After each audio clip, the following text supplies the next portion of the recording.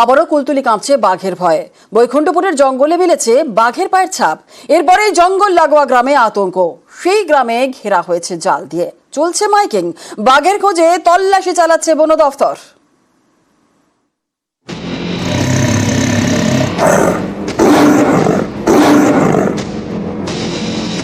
ভিজে মাটিতে টাটকা ছাপ, বাঘের পায়ের ছাপ।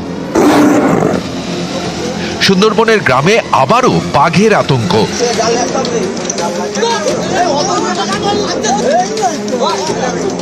দক্ষিণ 24 পরগনার কুলতলির বৈকুণ্ঠপুর।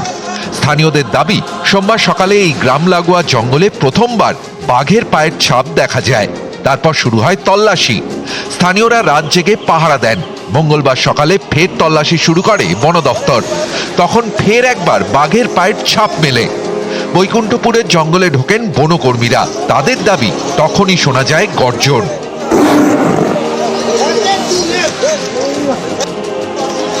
জঙ্গল লাগোয়া বৈকুণ্ঠপুর গ্রাম বাঘের ভয়ে কাটা। গ্রামটিকে জাল দিয়ে ঘেরা হয়েছে। বাঘ তাড়াতে মঙ্গলবার ফাটানো হয় বাজি। গ্রামবাসীদের সতর্ক করতে চলে মাইকিং।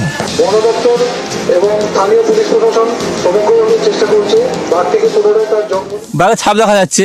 বাঘের ছাপ এসে পশ্চিম দিক থেকে এসে পূবের দিকে যাচ্ছে, পূবের দিকে ধার ধরে চলে যাচ্ছে, আবার আবার দক্ষিণ দিকে যাচ্ছে। ষাঁড় মরেছিল, সেই ষাঁড়ের লোভে, ষাঁড় খেয়ে সেই লোভের জন্য বাঘটা এসছে এখানটা।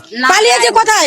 এটা কি মনে হচ্ছে কারোর যে বাঘ গেছে? তাহলে বাঘ যদি চলে যেত তাহলে বন দপ্তরের মানুষ তো চলে যেত। খাঁচা বসে বাঘ ধরুক, নাহলে বোম ফাটালে কি হবে? বন দপ্তর থেকে কি করছে? সন্ধ্যের পর তল্লাশি বন্ধ, এবার রাত পাহারা। আমরা আজকে এখানে ফেন্সিংগুলো দিয়েছি এরিয়াতে। কাল থেকেই আমাদের পেট্রোলিংগুলো এখানে হচ্ছে, রাত্রি থেকেই। এরপরে আমরা চেষ্টা করব কি ওকে মুভমেন্ট করানোর চেষ্টাটা করব। মুভমেন্ট করলে, নিজে চলে গেলে, নদী পেরিয়ে, তাহলে তো জঙ্গলে চলে গেলে তো তাহলে তো ঠিকই হবে। নিউজ 18 বাংলা।